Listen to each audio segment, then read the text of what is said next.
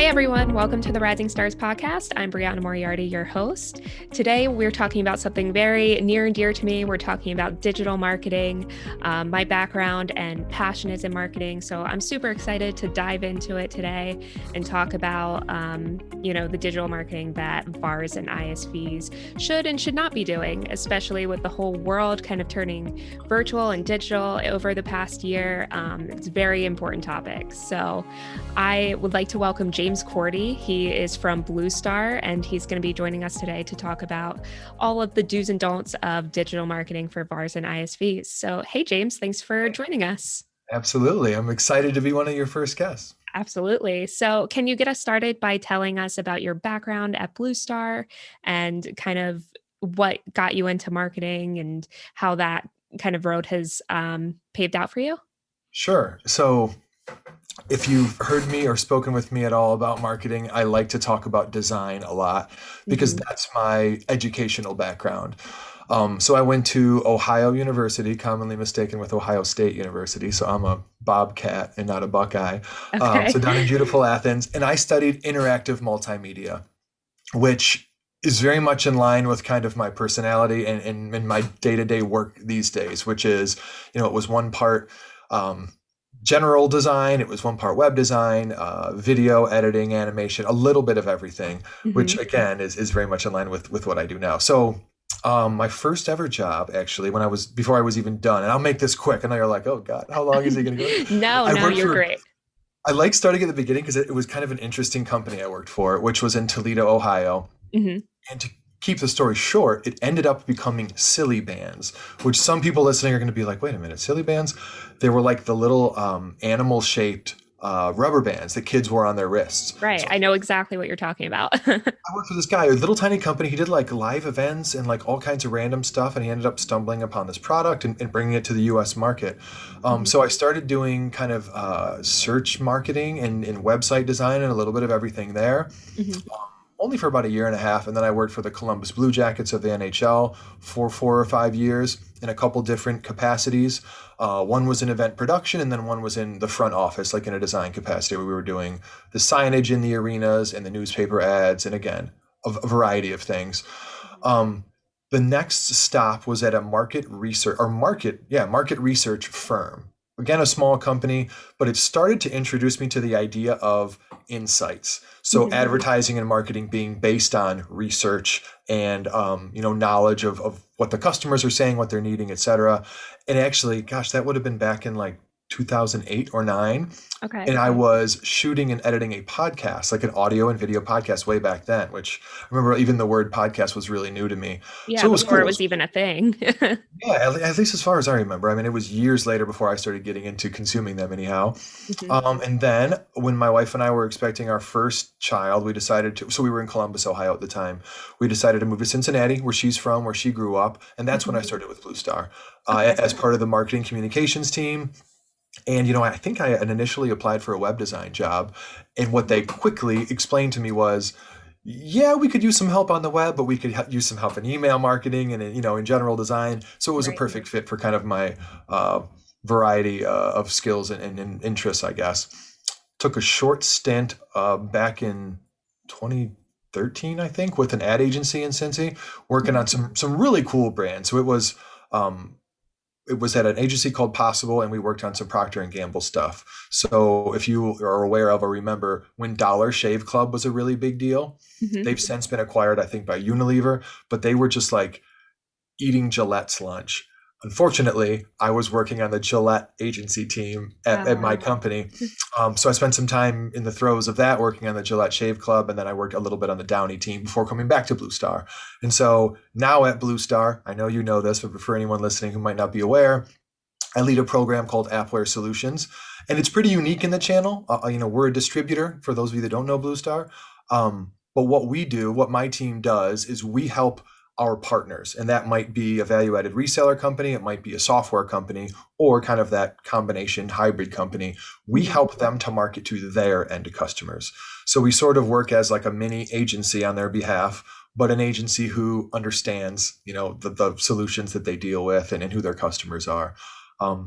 So yeah, if there's anything else I can go into, let me know. But that was pretty thorough, I figure. Yeah, absolutely. It sounds like you've kind of been all over the place. So, I mean, what kind of made you stick with BlueStar in the point of sale industry? That's my first question. And Appware, is that, your baby? Did you kind of create this idea of BlueStar acting as a mini marketing agency for your customers? So I'll start with the second question first, since I can't take credit. Appware Solutions is definitely Mark Fraker's baby. Okay. Um, and I always make the silly joke that it's my child. It was his baby, but it's my child. So it's taken a few different forms. When we first launched it, it was all about bundled solutions, which we hear about in our industry and in our channel. Mhm. So software plus hardware, and we had a website where they all kind of lived in categories. That site still exists. If you were to go to appwaresolutions.com, you would still see that. Mhm. But where we really focus now is in the content marketing piece. So, and all of this occurs behind the scenes, meaning it's nothing you would find by going to appwaresolutions.com. It's only advertising and marketing you would encounter if you were part of our target audience. So if you were part of the LinkedIn segment that we were targeting, or Mhm. if you happen to be an opted-in subscriber to Digital Signage Today or Firehouse.com or any of the various very niche specific media outlets that we work with.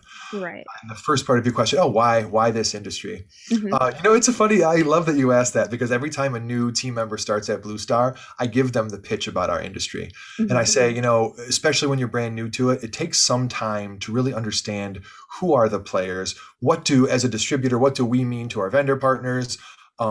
What do our vendor partners rely on us for? Who are VARs? There's so many interchangeable terms. And I guess I just feel like it's a fit for me from an interest standpoint. Meaning, I Mhm. sometimes say I feel like I could find myself, I would be interested in marketing anything, but in terms of the role that I take, I want to be able to do lots of different things. If they Right. said, "Hey James, we've got this job for you doing content marketing and that's all you're going to ever touch," I might do it, but it's going to burn me out after a few years. And Yeah. not even just the burnout. I can, work through that. I want to continue to evolve as a marketing person and try out, event marketing, whatever. I want to make sure I'm well-rounded. So I love our industry. And I guess I feel like, to round out the point and close it down here, once you've been in the industry for a couple of years, 2, 3 years, and you really start to understand things, you become really valuable to the industry. And Mhm. I just enjoy it. I enjoy it because there's a variety of things to do. The people are great, and I've got a bunch of awesome relationships with folks like you all over at Star Micronics, and Mhm. it's just a really good fit for me. We get to travel a little bit, which is cool. Yeah, I have to agree. I get that question all the time. Like, being kind of so young in the industry, people ask me why I got into it and why I stick with it. And I agree. I think it becomes more of a community of sorts once you've been there for a while. So I I really agree. enjoy it too. And that actually kind of segues me into my next question for you, which I know you and I have sat on many panels together and talked about this quite a bit, but in your perspective, how has marketing changed over the past few years and, from where you started to what it is now? Sure. Yeah. This is kind of a tricky one. So I feel like over the years, and then most recently over the last 14 months, Right. it's increased in volume. More Mhm. people, companies who were spending a decent chunk of their money, in doing traditional advertising. They were in the yellow pages. They were doing newspaper or magazine ads. Obviously, people are still doing trade shows, and I think that's still an awesome channel. They're putting more and more of their budgets into things like Facebook ads, Instagram, Google search, AdWords, LinkedIn, and things like that. And it's become more sophisticated as well, right? So I guess what that means to me, and again, through the pandemic, it's like gone through the roof. And the way that that's manifested in my world, not necessarily positively, is the more advertisers there are, the more people competing for those same audience segments, whether it be in retail or hospitality or even some of the other non-point of sale industries that we do marketing into. The more competition there is, the higher ad costs go, and the more Mhm. advertising there is, in some cases, the lower the click-through rate. So it starts being more expensive to advertise. And so when I was thinking about this question, I kind of said, my takeaway from all of that, I don't want people to be like, "Oh, cool, James. So what are you telling me? That, we're better off saving our money." I Right. think it's more important than ever to be different. And I think it was something you and I, maybe on something unrelated, just on some normal business stuff we were talking about. We were talking about a product launch you guys have coming up. Hmm. And that was what we were kind of discussing is how can we make an ad that doesn't feel like a B2B corporate, I know at the moment my eyes land on it, I know it's an ad and I skip through it. I think that's one of the things people should be asking themselves. And, I'm not someone that spends my time on Snapchat or TikTok. Nothing against the people that do. I spend plenty of time on Twitter and on Instagram. It's just, Hmm. those are my poisons. But I think that a more human approach, a less perfect approach, something that feels a bit more human again is the way to go when it comes to standing out. And that's whether you're creating video content or graphic. You've got to go out of your way to break through that noise.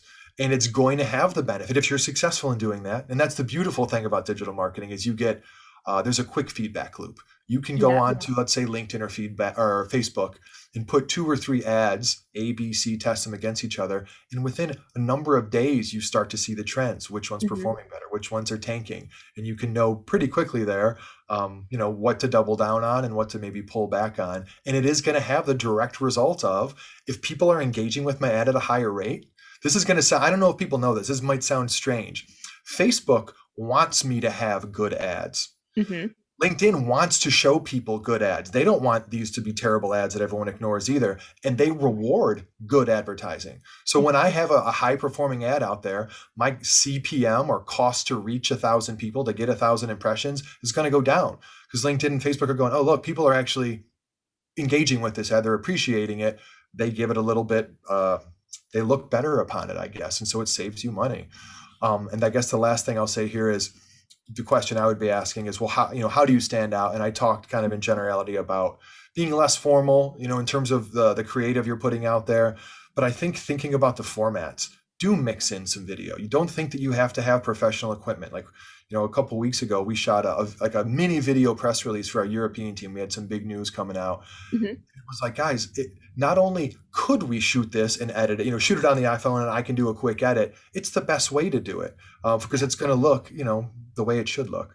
So formats, whether it's videos you're creating, infographics, ebooks, and then another thing that's really just been bouncing around in my head a lot lately as I've been listening to people talk and thinking about some of my own experiences where I've seen success in some of the marketing we've done, Hmm.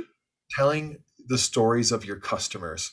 I Yes, see that a lot absolutely. of high performing marketing organizations and companies, instead of, there's a time and a place for talking features and benefits because they're important. It's not that they're not important, but I Hmm. think it's a better path to go down to help people see themselves in the shoes of one of your existing customers when you can tell their stories. Hey, we were doing this, we implemented this solution, now these are our results, and people can see themselves in that. So, Yeah, I agree. I really like, what you're saying about kind of humanizing the brand and taking that approach because obviously that's a big trend. I mean, if you just look at influencer marketing, and that's a little tough to replicate in B2B, but so many big brands are saying instead of putting all of our dollars into these professional developed advertisements, we're just going to pay real people to promote our products. So yeah. it's definitely a big change that maybe B2B will eventually adopt. We'll see.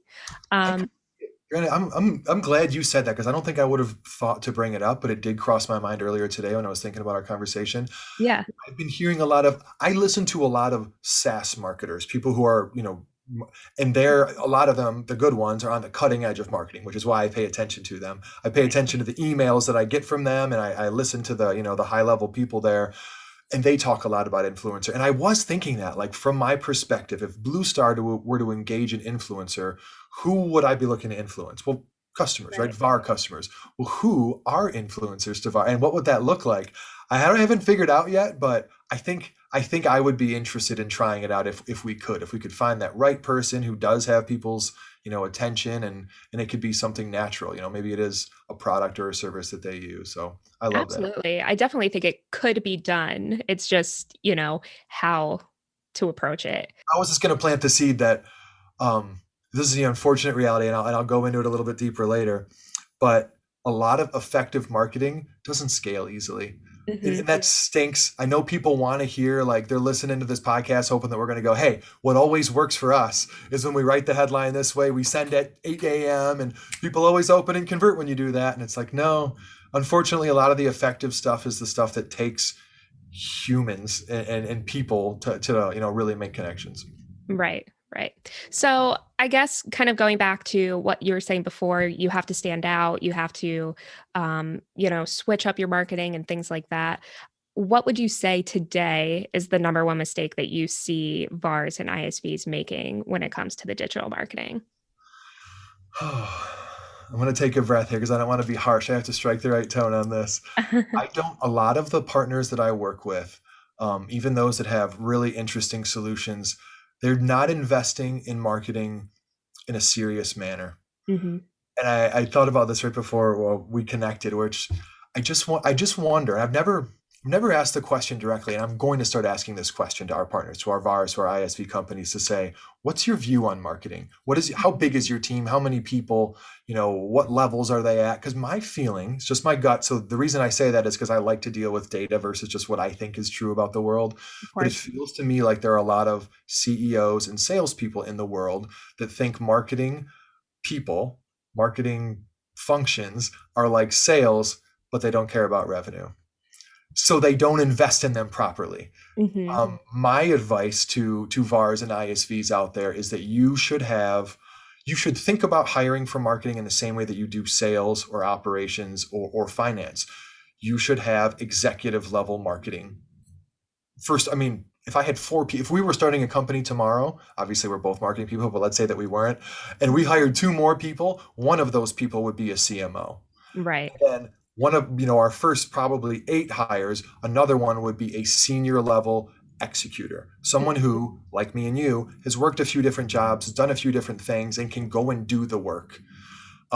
So I think that's the mistake that I see them making is, and I guess I'm curious about the why, but I'm just seeing the end result, which is people aren't staffing marketing properly, and then they're asking questions like, well, what could we be doing? What should we be doing? Should we be using Fiverr for freelancers? And it's like, there is a time and a place for that kind of supplemental help. But Right. if you don't have those two critical people at the very least, then honestly, you're not going to win when it comes to marketing. And in 2021, that's bad news for you because, like we just said, there aren't a Mhm. lot of other options in terms of getting in front of the right people. So I'll add this: when thinking about bringing on, especially a high-level marketing person, um, they need to be someone who is thinking about not just, hey, what would be cool, interesting, what show should we go to, but they should be asking questions to Mhm. sales leadership, to leadership. What are our main business goals? If you're brand new to a company, what are we trying to achieve?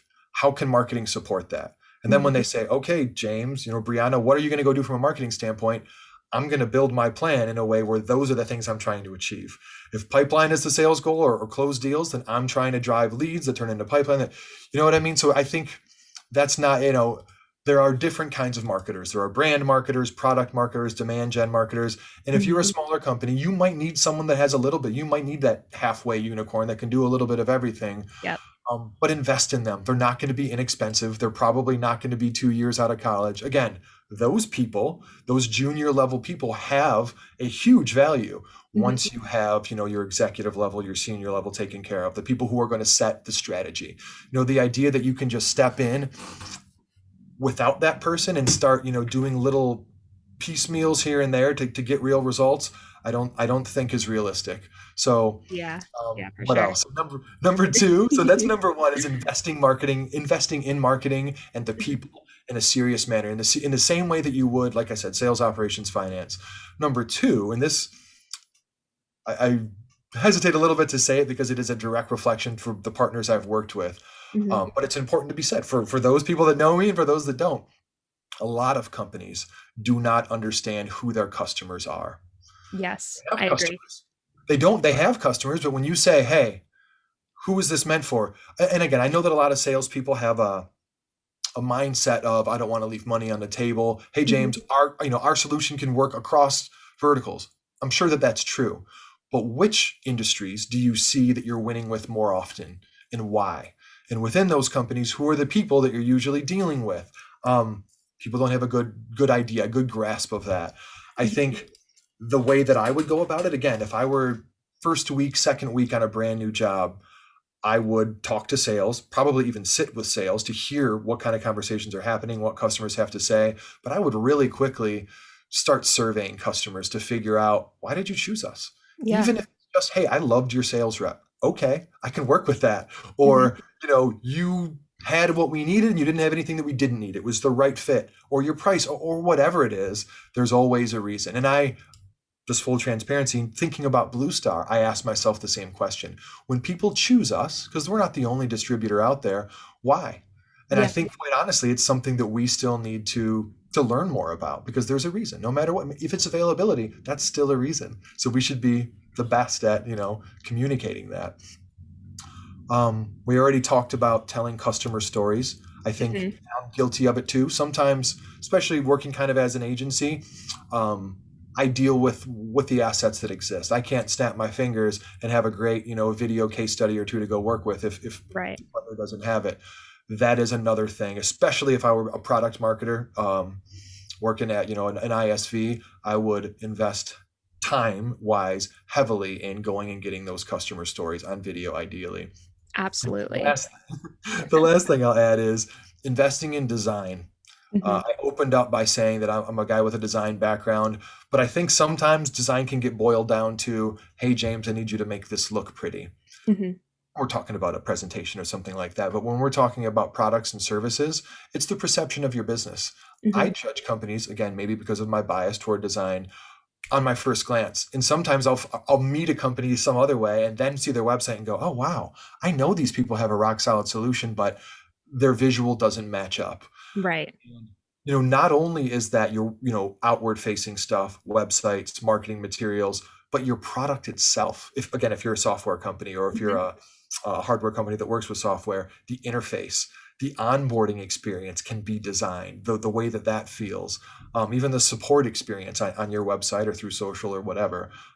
Investing in marketing and design and understanding your customers, to sum it all up. Those are my three big ones. Yeah, for sure. Well, I definitely want to dive into this deeper, but first, let's just take a really quick break to talk about the Star Empower program. So, at Star Micronics, we believe that we can only be successful when our partners are successful.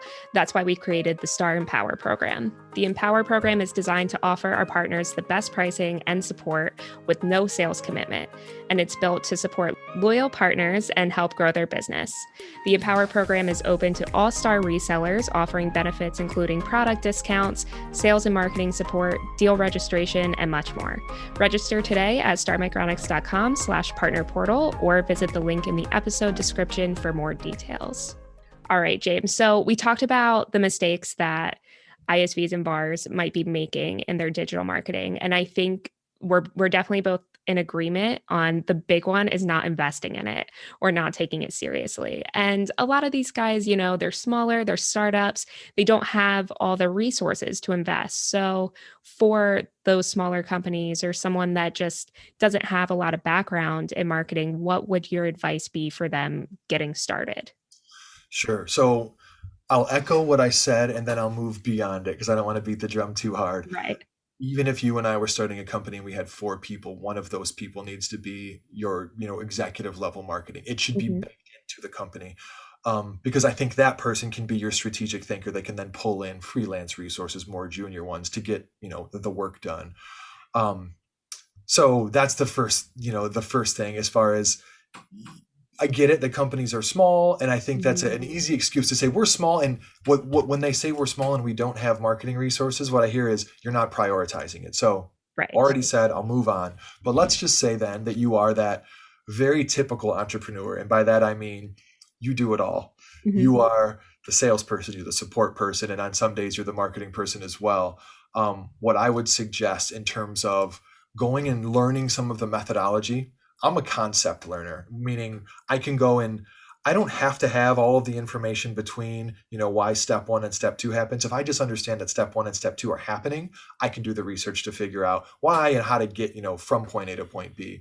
Hmm. But my biggest suggestions for someone just looking to learn in terms of, hey, how should we be thinking about marketing, whether it's planning or execution? we use HubSpot at BlueStar. I'm a big fan. Mhm. There are any number of tools similar to HubSpot that are also great. What I don't know about those, but I do know about HubSpot, is that HubSpot has a library of free certifications. Everything from email marketing to inbound marketing, methodology, That's conceptual awesome. wise. This stuff is so good. I mean, Mhm. not only is it great marketing because it indoctrinates you to their way of thinking, but Right. it's the right way to think. Like HubSpot was built by very, very smart people. And Marketo and a lot of these other companies, they all have a similarly awesome tools. But like I said, HubSpot's free certifications would be an awesome place for that person that just wants to learn on their own and figure out, okay, I'm not ready to hire someone in marketing yet. Or maybe I am going to go, hey, you know what, James? I'm great. That's your opinion, but you know what? I'm going to go hire some freelancers to create an ebook, to get this stuff set up. It is doable for the person with the strategic knowledge. And I think that's what doing some of this stuff, that's where it can get you to go, okay, conceptually, I understand content marketing. I can't go and, do it all, lay out the design myself. I might not even be able to write the copy, but I know what we need. I know what the end goal is. I can get us there. Mhm. Google also has, I'm aware of two because I've gone through them a couple of years back. They have a certification for their analytics tool, so Google Analytics, which everyone knows about, and then they also have one for their paid search ads. I also believe they have like a mobile website one or so. All as far as I Yeah, remember, they have a few for sure. yeah, I'm sure they're continuing to build them out.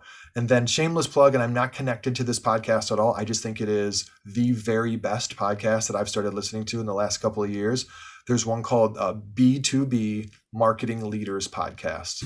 Okay. The host is a guy named Dave Gearhart. If you don't listen to it, Brianna, you've got to. I mean, Yes, every I will time add it to my list. I'm making notes and I'm learning. I mean, it's crazy. It's really cool. But this guy, Dave, he's the CMO of, oh gosh, I can't believe I'm going to fail to remember what his company is. He would be upset if he knew that I'm like, hey, I know him, I know his podcast, but I forget his company.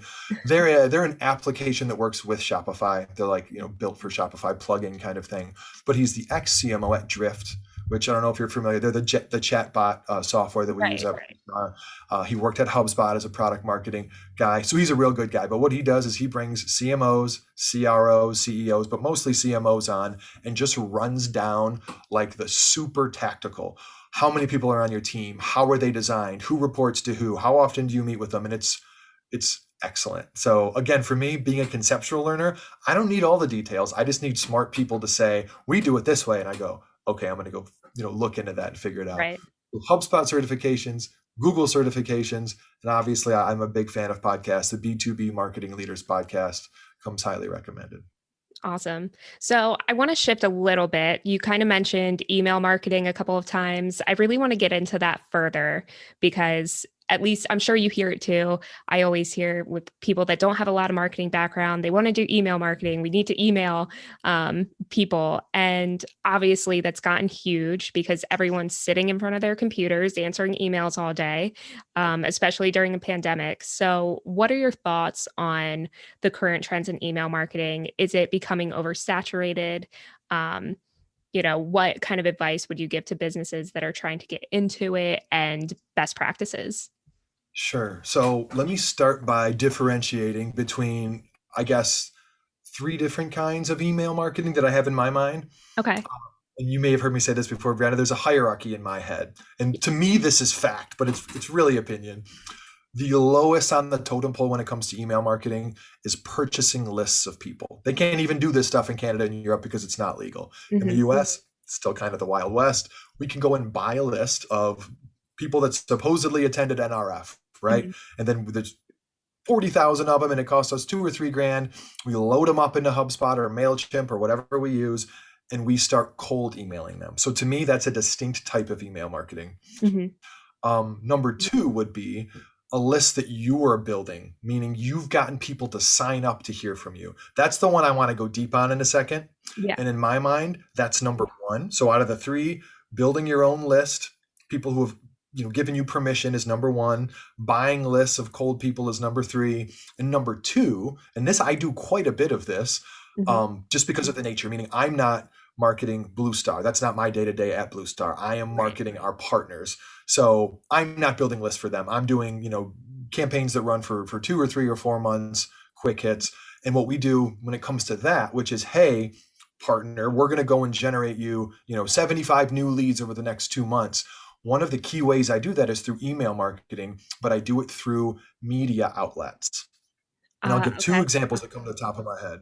And in essence, what that is I'm not cold emailing people, Hmm. and I'm not emailing people that have given me, Appware Solutions, permission. I'm borrowing the credibility of another outlet. Right. So the way that would look, we did a campaign last year for a software company. I don't think they sell hardware. I think we had them partnered with a hardware reseller, but Hmm. they do software for fire and EMS. I won't go into the details of it, but it's tablet based, and it's like while a fire scene is burning, they're tracking it, and it in essence spits out a report at the end. It's all digitized. It's really Hmm. pretty cool. That was the solution. So we went to an outlet called firehouse.com. I've worked with them a few times now, but a few years back, I never worked with them. We just did our research, went and found out, hey, if we want to reach fire chiefs, where do fire chiefs go on the internet? And we Right. found a few different websites, reached out to the salespeople, the media salespeople at these outlets, and said, hey, do you offer dedicated single subject email marketing? Some of them said no, some of them said yes. And those that did, we said, how big is your list? How many subscribers do you have? And they would tell us. Hmm. And I'm getting smarter now where I ask the question, did these people opt in to hear from you? Or did you compile this list? Because Very I don't important. want, I don't want to do cold emailing, but I certainly don't want you to do cold emailing for me. I can do that on my own. Hmm. What I want to know is that these are people who signed up to hear from firehouse.com. And then the last thing I would ask them, in addition to how much does it cost, would be, could you segment the list? Do you know enough about your subscribers where I could get just fire chiefs and deputy chiefs and assistants and lieutenants? Or is it, all or nothing? Do I get everybody, or do I, get nobody? Hmm. And that's what we do. And it costs 2,500, 3,500, 4,500 bucks in some cases. And it's what I describe as a high risk, high reward, meaning sometimes you spend that 3,500 bucks, you send an email blast out and you see some leads come through, and other times you see 100 leads come through over the course of 2 days. So enough about all of that. Three rungs are your own owned list, Hmm. a borrowed list, meaning you're leveraging someone else and their credibility with their audience. And then the third one would be buying a cold list of companies. For me, that third one isn't really even on the table. The only way that I would ever look to utilize a cold list of accounts would be for account-based marketing. If we said, hey, we're going to go and buy a list or acquire or build our own list of companies that we think fit our profile, but we're going to we're going to do targeted LinkedIn ads to them. We're still going to ask them to engage with us instead of just, trying to knock down the door, because I've got some numbers to back it up. It doesn't go well. Right. So I know I've already said a lot, but when it comes to building your own list, if you aren't building your own list, start tomorrow. By that, I mean, if I go to your website and you don't have a form on your homepage, you're not doing it right. Get Hmm. a form on your homepage. Get a link in your email signature that says, and do something better than join our mailing list. You know what I mean? It's, Right. well, what am I going to get from your mailing list? If I sign up to hear from you, are you going to send me discounts? Are you going to send me promotions? Am I going to get event invites, or am I just going to get your product updates? I might be on board with all of them, but sell it. You know what I mean? And then not just sell it, actually come through and provide what you said you were going to. So if you're building a list, what I would say is refocus on the tactics. Is it easy to find? Or is it kind of buried in your footer or on a page that no one ever gets to?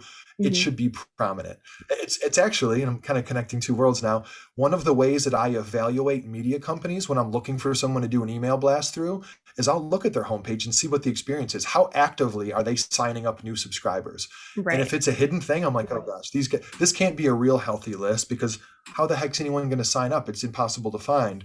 Hmm. So give that some real thought, meaning that, in my mind, getting people to give you permission to communicate with them via email should probably be a top 3 goal of any website. And I'm sure there are instances someone would be like, what about this, James? And I would agree with them, but it's a top goal of BlueStar's to get more of our customers to opt in to hear from us. Absolutely. Segmenting your contacts, again, to me and you, it's an obvious thing, but for those that are like, hey, I know what you mean by that, but like, how am I doing it? When it comes to getting someone to fill out a form on the internet, like, hey, sign up for my VIP newsletter or whatever, Hmm. it's not easy. And every time you add a field, meaning if I ask for just your email, that's one field. If I want to know your company name, your job title, and your phone number and your social security number, every time I add one of those fields, the likelihood that someone's going to complete it and submit it goes down. Right. But I think it's smart. And you can glean more information from people over time, assuming you keep that relationship intact. My suggestion would be to really think fast but hard about what information do we really need to take all of our contacts and break them into relevant groups. So I need their email address. Maybe I just need one other thing. Maybe it's geographic, or maybe it's, were they interested in events or promotions or new product updates? And maybe it's just those three buckets. So ask them just those 2 or 3 questions. So you've got their email, you've got their permission, and you know what they want to hear from or hear from you about. And then the last thing I'll say is, I don't know if you get a lot of emails like I do, Brianna, from people you've never met before, never spoken to For before. sure. Hi, Brianna, as your role as product, marketing lead at Star Micronics, and it's all variables, and you're like, oh God, like Yeah. you might have even had a good product, but your approach is all bad. Communicate with people like humans, and not even trying to necessarily trick anybody, but in terms of your tone. Don't try to say everything at once when you're sending an email blast. I know a lot of people have that mentality that, gosh, if I'm going to send an email to 2,000 of my customers, I got to tell them everything. And it's like, well, in my opinion, you tell them enough to get them interested. And if they're interested and they click and they go to your web page, then you tell them everything. But if you try to tell them everything in a single email, and they might be looking at it at their smartphone and it's a 10-minute scroll, again, you've probably lost their attention. You've overwhelmed them. So keep it brief, keep it human, keep them interested, and get them to the next step. Awesome. Yeah, I would say that's great advice. And then, like you mentioned, once you get them hooked, then that's maybe where a drip campaign comes in, but that's for another episode. Yeah, and I know you mentioned HubSpot before, but what are some of the other technologies or tools that VARs and ISVs can use if they're trying to get started in their digital marketing? Absolutely. This is one of my very favorite topics, which you may have known about me.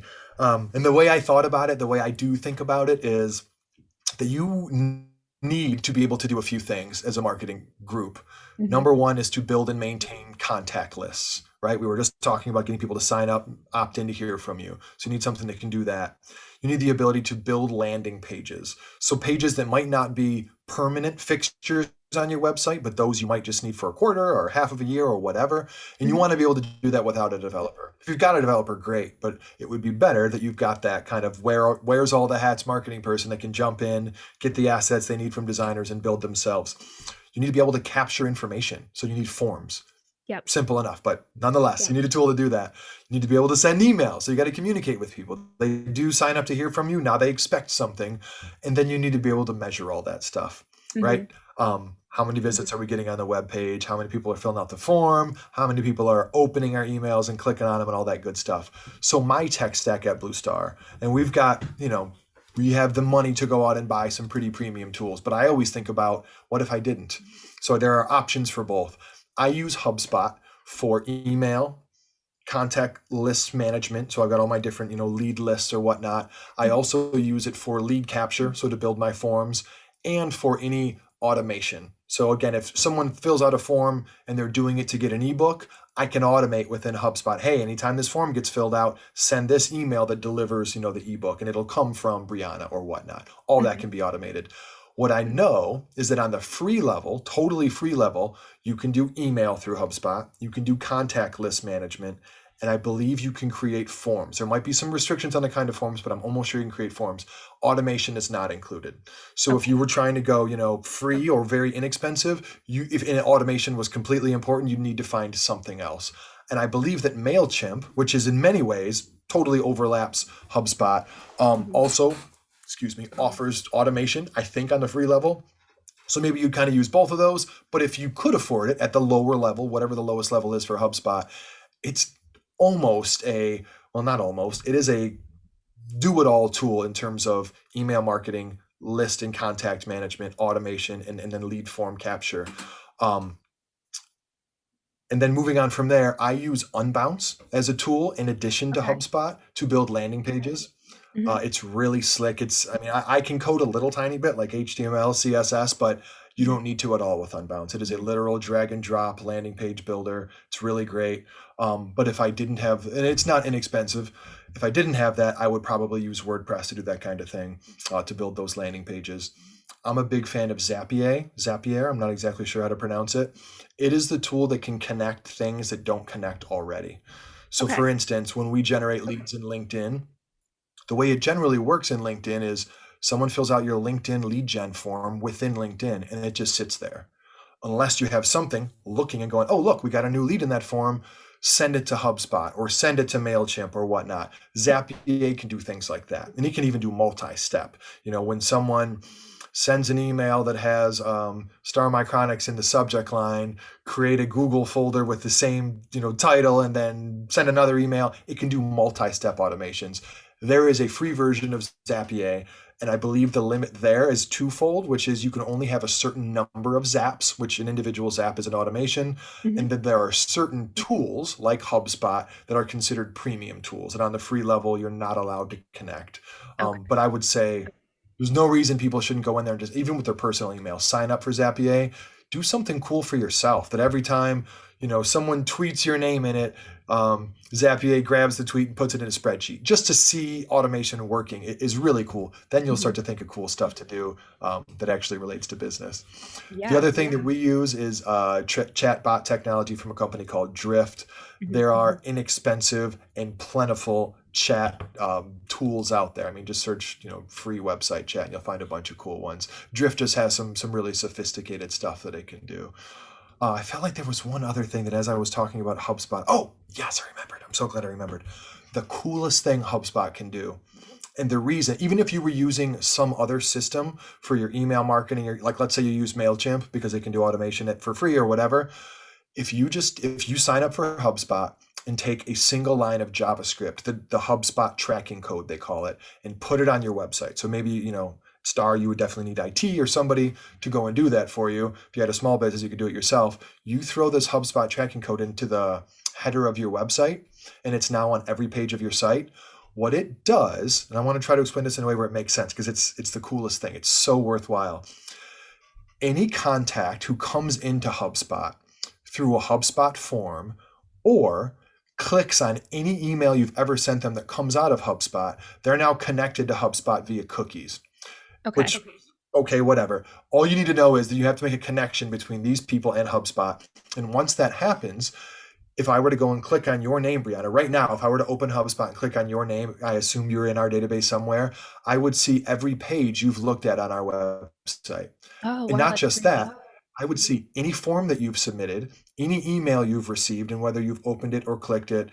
We have ours connected to GoToWebinar, so I can even see if you've scheduled for webinars. And of course, I can use any and all of that to automate things on. So just as an example, if you said any contact that's viewed my pricing page over 5 times, trigger this email to them with a 20% off offer, or trigger something with a free demo request, whatever the case would be.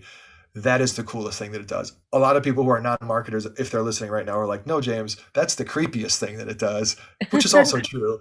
But, we're talking about marketing and data and all that good stuff. It doesn't get much better than, especially, I always think about it from a sales rep's perspective. You've got a great customer, and you can go and see what they've been up to on your website. Are they reading your blog posts? Where's their interest? What could I talk to them about next time I call without being weird? You don't want them to know you're tracking their every move. But if all of a sudden you realize that a customer that's been buying a certain type of product from you or a certain service seems like they're really interested in something that complements it or something totally different, maybe that prompts a conversation. Hey, just curious if you guys have ever considered this, when really I know you've been doing research about this on our website. Right. So it's really neat. So HubSpot, MailChimp, Zapier, those are the things that I would have people go and look into. Awesome. And I will make sure to plug all of these tools that you're listing out in the episode description if anyone is looking for them. Heck yeah. Yeah, I love what you said about the creepiness. I always say what's creepy to everyone else is really cool to marketers because we want all the I'm not the only one that says that. I do too. All the information. time, Facebook friends will be like, "Oh my gosh, I was talking, and then all of a sudden I saw it on Instagram," and I'm like, "Yeah, that is weird. That happens to me too." I'm like, "But that's cool. It's cool to know that my ads might be showing up to people because they were talking about it in their living room." Like, again, that I know that's like really on the line of being an intrusion of privacy, but For sure. yes. Anyway, All we're on right. the same page. Well, I just want to wrap things up by asking, what are some of, I guess, the new trends that you're seeing in digital marketing, especially with the crazy shift to digital and virtual in the last year or so? And what do you think is going to outlast the pandemic in terms of these marketing trends and what might go away? Yeah, I'll start with something that's definitely a trend as far as what I'm seeing that honestly really has my interest peaked. And a lot of people, when I say it, are going to be like, "Oh yeah, I'm not into that," and I get it. That's one of those things as a marketer. Well, let me just say it. Maybe you're seeing this too. I will have people reach out to me cold, salespeople that have, that are from a SaaS company. I'm Right. probably on their ABM list. For whatever reason, because BlueStar is a decently sized company, they're thinking, hey, these guys are someone we should be in front of. They'll reach out and offer a gift of some kind. Hey, James, here's a $100 Amazon gift card, or I'll make a donation to your favorite charity if you'll agree to meet with me. And when I first started seeing this, I was like, oh, I don't, I didn't like it. It felt slimy to me. And Mhm. the comparison I want to make is a lot of people hate pop-ups. Oh, Mhm. I hate pop-ups. I hate pop-ups. And I'm like, yeah, who loves a pop-up? But you know what pop-ups do? They work. And Yeah. you know what you can get someone's attention by doing? Saying, hey, and the one I see a lot is, hey, James, I want to send dinner to your house through, DoorDash or whatnot. And quite honestly, the only reason I've never taken someone up on it is because it's usually a tool that they just don't understand enough about our business, which is a really complex one to understand, especially Right. my kind of corner within what BlueStar does. So a lot of times people just don't know enough about me to connect what they do to what I do for me to make sense of it. But Mhm. that idea of gifting, that's what I think people are going to say. Oh, yeah, salespeople have been doing that for decades. That's nothing new. But doing it in a digital context is new. And I didn't plan on mentioning this, but there's a company called Alice, Alice with a Y. It's Mhm. a very expensive tool, but it is digital gifting. And it's not just that, because there are quite a few companies. Sendoso is another one who's got a bunch of great clients. And the way that Alice works is really unique. And actually, I had a salesperson from Alice reach out to me, and what was neat about her approach is she was able to use her tool in her sales approach to me. So Mhm. she sent me an email, and the subject line was BJJ, which is short for Brazilian Jiu Jitsu, plus marketing, which are like, maybe you do, maybe you don't know this about me. That couldn't have been a better subject line for me, where I'm like, I didn't even know who it was or what it was. I'd already opened it. I'm like, what's this? And then what it was it a message from the sales rep? And it was like, hey, James, thought you might find usefulness out of this because I know you're into jujitsu and I know you're a marketing guy, yada, yada, yada. And there was a photo of this thing. It was part foam roller, for like sore muscles, Mhm. but part water bottle. And it was like an $80, like really cool product. And in essence, what I found out was she was offering me this gift in exchange for me signing up to hear about Alice. And she Oh, was wow. using Alice to get me to sign up. So that was the tool. It was you. And here was the thing. So this was the extra cool part. It used social data. So Mhm. she pulled information from my LinkedIn and from my Twitter because, I'm a old millennial and I have a lot of the stuff about my personal life on social. Mhm. So she did that not manually, but through automation. Like the Alice tool went out, she loaded me up, or she loaded probably a list of prospects up, and it went and churned and tried to find things about people, and the system recommended the gift. But then the way that it works is similar to the other ones that are less sophisticated. I could go in, like, let's just say that I wasn't able to accept gifts. I could go in and say, no, thank you, but instead send that $80 to whatever, Mhm. any charity that I wanted. Or I could go in and exchange that gift for something else. But the whole path was before, I could pick my gift, and then the next step would be find a time that works to meet. Then I do that. Then it sends me to enter your address and blah, blah, blah. So, I know the skeptics out there are going to go, well, couldn't I just do that and then not show up? Yes, you could do that. You'd be kind of a jerk, but you could totally do that. It's one of those things that I didn't love it when I first started experiencing it myself, but the more I thought about it, I'm like, well, shoot, booking demos is what my job really is about. I want to go and get someone to download a piece of content, and then I want my partners to go out, engage with these people, and ultimately, get an at bat, get a call with them.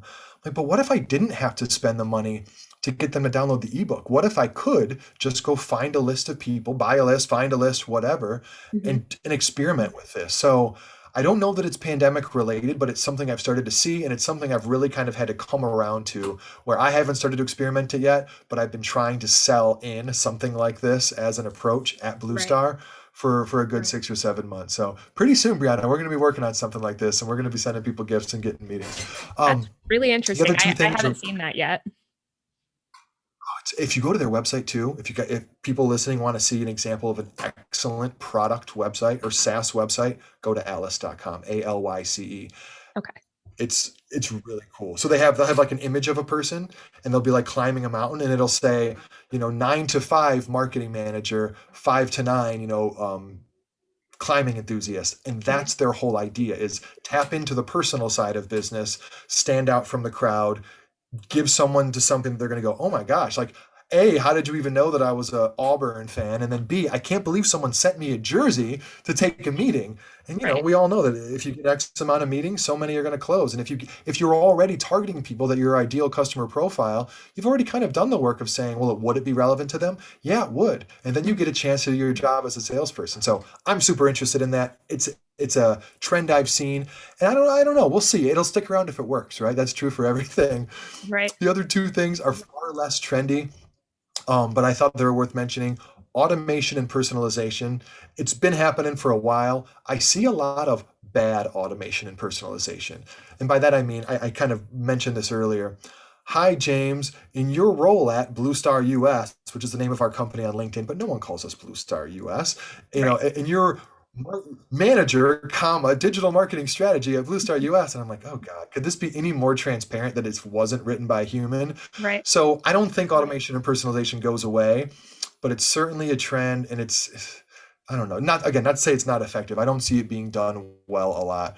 So again, it won't go away. Hopefully people will realize though that, like I said, I think earlier, a lot of the effective things don't scale easily. You're going to have humans involved, and humans making calls and sending emails. Hmm. And then the last one, which is kind of in line with some of the things we've said earlier, is reviews and testimonials. So I don't know about you, but when I'm shopping online, especially places like Amazon, reviews are huge. And I know that's not applicable to a lot of our partners. So the parallel to reviews would be testimonials. Right. You can tell me, but I'd rather hear it from someone who already uses Star Micronics products, right? Or who already uses one of our VARs services, or whatever the situation is. So I do feel like it's a trend amongst companies that have great marketing, is to show, tell their story through the mouths of their customers, in essence. And hopefully that doesn't go away. I know I want to start doing more of it. Awesome. Well, thank you so much for all your insight. This has been incredible. If anyone wants to pick James' brain a little more about digital marketing, you can follow him on LinkedIn. For Star Micronics, you can go to starmicronics.com or follow us on Twitter, Instagram, LinkedIn, or YouTube. And if you like today's episode, please subscribe, leave a review. It'll really help us grow this platform. James, thank you so much again for joining us today.